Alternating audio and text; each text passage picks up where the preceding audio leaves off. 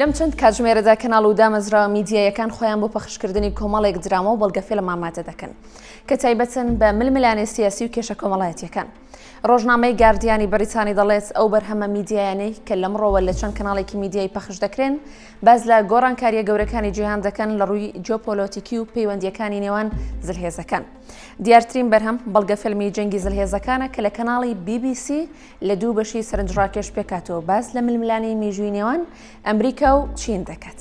ئەم بەرهەمە لەژێر چاودێری نۆرما پێرسی ئامادەکراوە بە وردی دەچێتە ناو وردەکاریەکانی جەنگی بازرگانی و کێبڕکی ئەتۆمی و تەکنەلۆژیا بە تایبەت لەو سەردەمەی کە دۆناڵد ترەمپ وەک سەرۆکی ئەمریکا دەست بەکار بوو. لەم بەڵگە فیلمەدا چەندین کەسایەتی سیاسی وەک نانسی پیلۆسی و بۆریس جۆنسۆن گەواهی دەدەن و هاوکات ئەکادیمیستە چینیەکان دیدگای پەکین دەخەنەڕوو. هاوتەریب لەگەڵ ئەم جەنگە ساردا کەناڵەکانی دیکەی وەک چوار و سکایوەن چەندین بەرنامەی کۆمەڵایەتی و کۆمیدی پێشکەش دەکەن. لەوانە درامای ڕۆستەر بەنواندنی ستیف کارێل کە باز لە ژیانی نووسەرێک دەکات لەناو ژینگەی زانکۆدا. هەروەها بەرنامەی باچ فرۆم سکارچ کە یارمەتی ئەو خێزانە سەرقاڵانە دەدات کە کاتی پێویستیان بۆ چێژلێنان نیە و ڕێگەی ئاسانیان بۆ دەدۆزێتەوە.